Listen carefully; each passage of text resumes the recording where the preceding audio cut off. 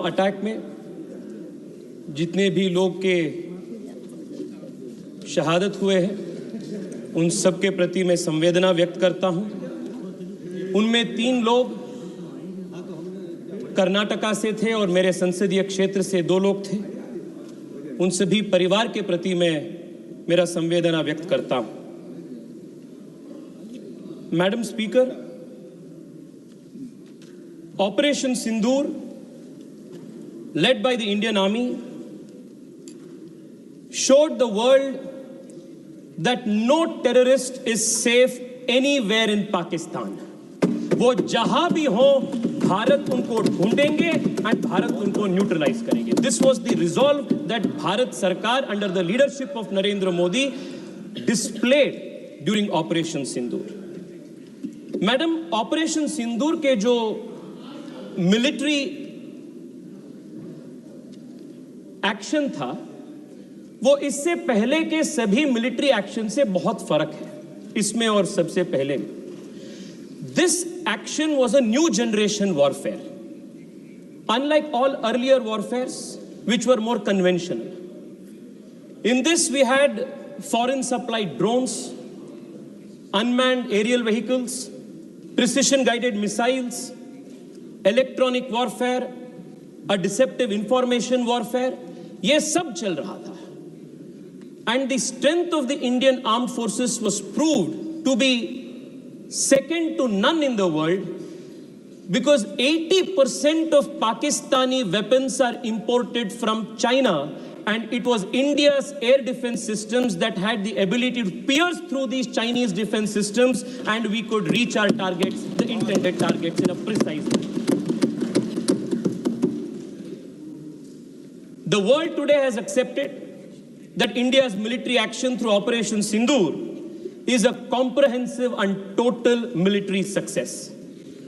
It was precise, it was non-escalatory, but at the same time it had devastating effects on the enemy. All of these years, no cost was paid by Pakistan for their misadventures. But since 2014, the new normal has changed, and if Pakistan dares to attack India, they will have to not bear the brunt of one eye for both the eyes, not one tooth for another tooth, but both the eyes for one eye, the whole jaw for one tooth. This is the new normal that Bharat has established. Madam Speaker, इससे पहले जब भी Bharat military effort के माध्यम से achievement हासिल किए थे, हम डिप्लोमैटिकली ऑन द डिस्कशन टेबल हमने उसको स्क्वैंडर कर दिए थे. कई सारे उदाहरण इतिहास में है. 1948 में, जिसका उल्लेख कई बार आया, our armed forces had breached the LOC, and all of what is today known as Pak-occupied Kashmir was in our control. But it was this Congress party and its leadership of that time that surrendered all of Pak-occupied Kashmir. What military achievement we had gained, we squandered on the diplomatic table. 1965 में भी वही हुई, 1971 में भी वही हुई. But the difference this time is the military achievement that we achieved in Operation Sindoor was crystallized and strengthened through our diplomatic onslaught that was led by the multi-party delegations and effectively led by the Prime Minister and the External Affairs Minister. मैं आपको एक उदाहरण देना चाहता हूं. आज United states of America ने TRF को डेसिग्नेटेड टेररिस्ट ऑर्गेनाइजेशन के रूप में प्रोस्क्राइब कर दिया है. मैं उस डेलीगेशन में पार्ट था जिसमें शशांक जी भी मेरे साथ थे, शशि जी के नेतृत्व में. हम कोलंबिया में थे. Columbia had given a statement in support of Pakistan. After our intervention, Colombia withdrew its statement and gave a statement in favor of India. Every country in the world which matters has stood with India. This is the diplomatic strength that has been gained. Madam Speaker, मुझे परशुराम जी के एक युक्ति याद आ रहा है. उन्होंने कहा था, अग्रतश्चतुरो वेदाः पृष्ठतम सशरम धनुः इदं ब्राह्मम इदं क्षात्रम शास्त्रादपि शरादपि उसी प्रकार से आज भारत डिप्लोमैटिकली हो, मिलिटरीली हो, दोनों युद्ध में तैयार है। And we are ready to win at the diplomatic front, we are ready to win at the military front. Madam speaker, आज जितने भी कांग्रेस के अपने साथियों से भाषण हमने सुने, बहुत अजीब लग रहा था मुझे, क्योंकि कांग्रेस पार्टी का नेता चेंज होते हैं पर कांग्रेस पार्टी का नीति वही है। 1947 से लेकर आज तक कांग्रेस पार्टी के जो कंसिस्टेंट पॉलिसी है वो भारत को और भारत के सशस्त्र बल को सिस्टमैटिकली और डेलिबरेटली वीक करने का एक पॉलिसी है। इसका उदाहरण मैं देना चाहता हूं। At the very beginning of our independence, at the dawn of this nation as an independent country, Pandit Nehru ji की एक स्टेटेड पॉलिसी थी कि भारत को आर्मी का जरूरत ही नहीं है। जनरल लॉकहार्ट के पास बैठते हैं और नेहरू जी बात ये बोलते हैं कि rubbish, total rubbish, no plans of modernisation of army is required, India का policy is ahimsa, we don't need the army, police will do its job. ये नेहरू जी की सरकार की स्टेटेड पॉलिसी थी। And this did not remain isolated in 1947. When A.K. Anthony ji was the defense minister, it was the stated policy. Madam, my party has allotted me 15 to 20 minutes time. Please give me the time given by my party. Madam, they had a deliberate policy of not building border infrastructure. और देश के army में जाति गणने का काम भी Congress party ने किया था। और मैं बैंगलोर से आता हूं और बैंगलोर के HAL हो, DRDO हो, ऐसे कई सारे इंस्टीट्यूशंस को डेलिबरेटली इन लोगों ने वीकन किए थे। 10 साल पहले HAL के पास ऑर्डर बुक्स नहीं था। आज HAL के पास 1 लाख करोड़ रुपए से ज्यादा order books make in India के नरेंद्र मोदी जी के मेड इन इंडिया के कारण के वजह से है। It was a deliberate consistent strategy to weaken the armed forces. Madam, Rafale की बात हो रही थी। The country remembers how the leader of the opposition in an extremely irresponsible fashion tried to derail the acquisition of the all-important Rafale, and they also tried to derail the acquisition of Tejas into the armed forces. If it was not for our defense minister Manohar Parrikar, today LCA Tejas would not have been a reality in this country. They had tried to kill all of these made in India defense projects. Madam, 3 साल पहले general Bipin Rawat ji ने एक बहुत महत्वपूर्ण कार्यक्रम में देश को बताया था that India should be ready to face a 2.5 front war. मैं आज इस देश को इस महत्वपूर्ण सदन से बताना चाहता हूं कि दिस 0.5 फ्रंट जो है वो कांग्रेस पार्टी और इसके इकोसिस्टम है जो भारत के अंदर से भारत को खोखला करने के लिए काम कर रहे हैं। और मैं बहुत जिम्मेदारी के साथ ये बात कह रहा हूं मैडम, और मैं तथ्य के साथ इसको प्रूव करूंगा। मैडम, आज कांग्रेस पार्टी ने टेररिज्म के बार इतना बड़े बात कह रहे, बड़े बात, but what has been the consistent policy of Congress party towards terrorism? Madam, एक ही उदाहरण देना चाहता हूं। 2004 में जब इनकी सरकार सत्ता में आई, what was the first step that they do? It was to repeal the POTA Act.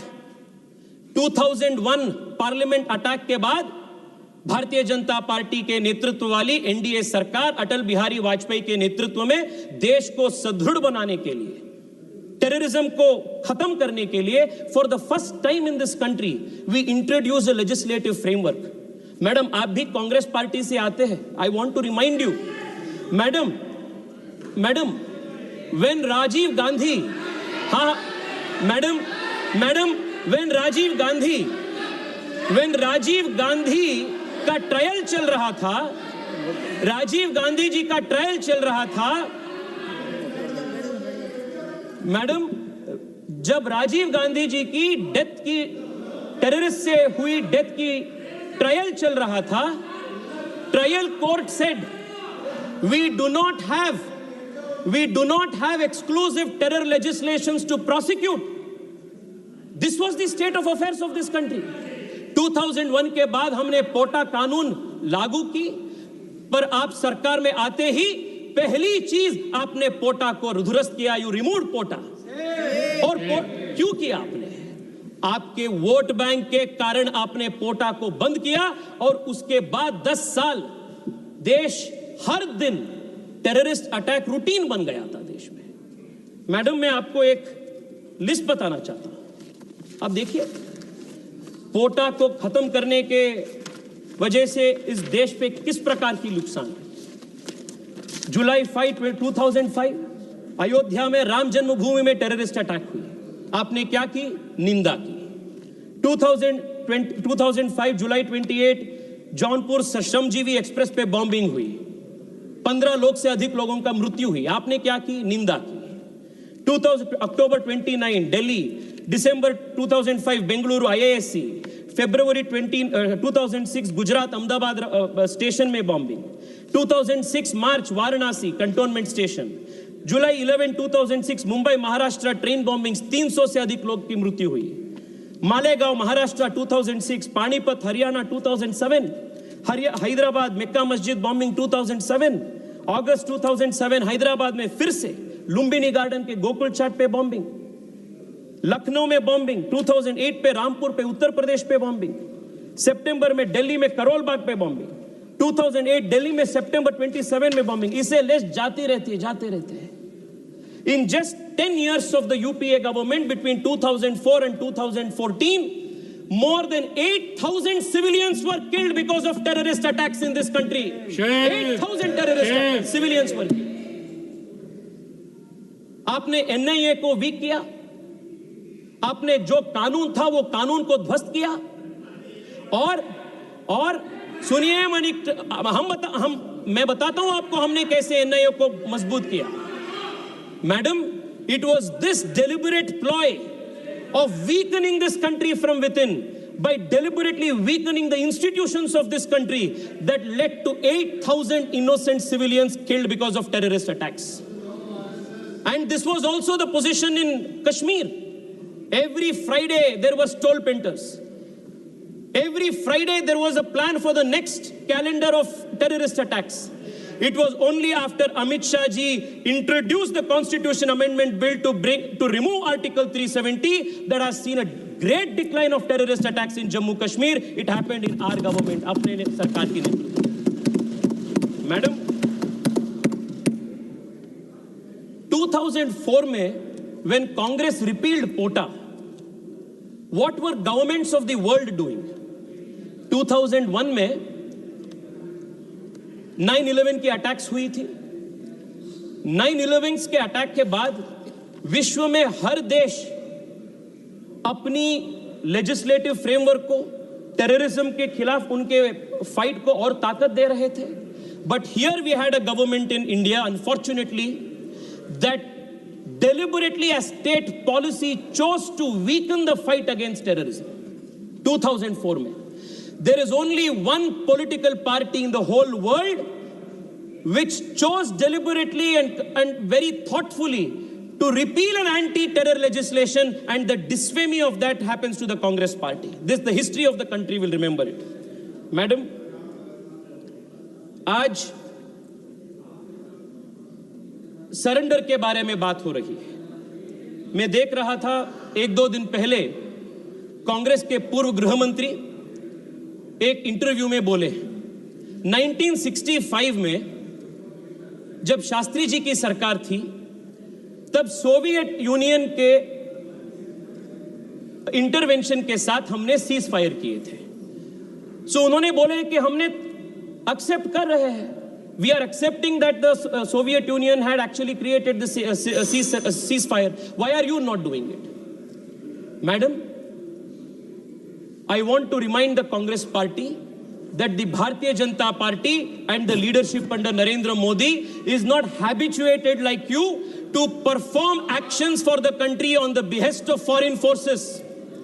और 2008 में there is a very interesting speech of Arun Shourie ji. Madam, I'll conclude in 3 minutes. There is a very interesting speech of Arun Shourie ji. आजकल अरुण शौरी जी का कई सारे statements in लोगों ने coat कर रहे हैं. अरुण शौरी जी ने बताया था जब उन्होंने राज्यसभा में बात कर रहे थे that the government should stop running to mummy. Mummy he meant was the United States. And I want to remind again today that the Congress party, especially under its present leadership, should stop running to mummy. Because mummy तक जाना, mummy पे निर्भर होना इस party के नेताओं का, इस पार्टी के पूरे परंपरा बन गया है. This is a country that will stand on its own feet and respond in its own right. Madam, मैं आपको ये भी बताना चाहता हूं कि आज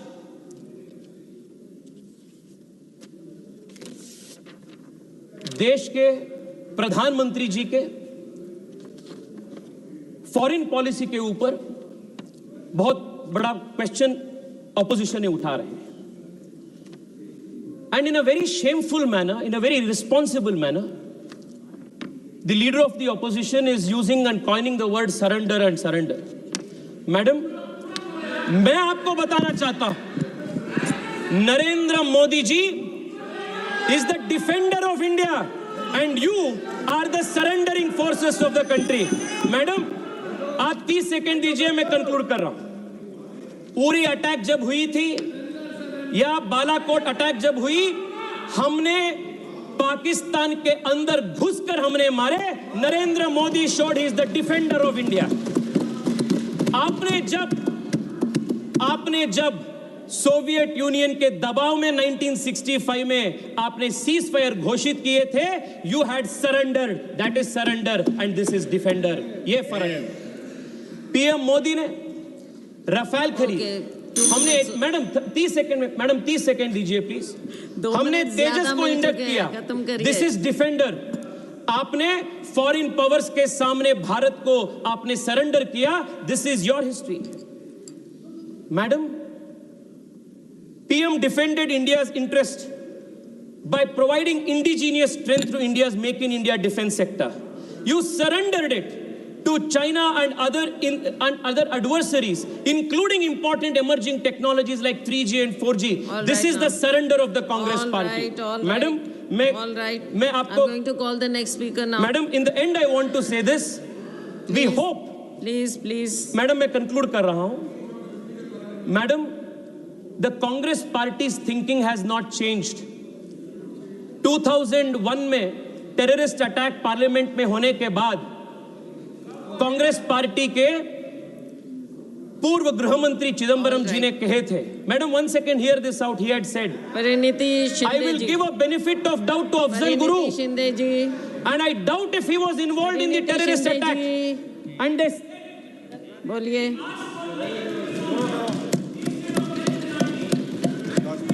माननीय speaker madam, thank you. Speaker महोदया, आज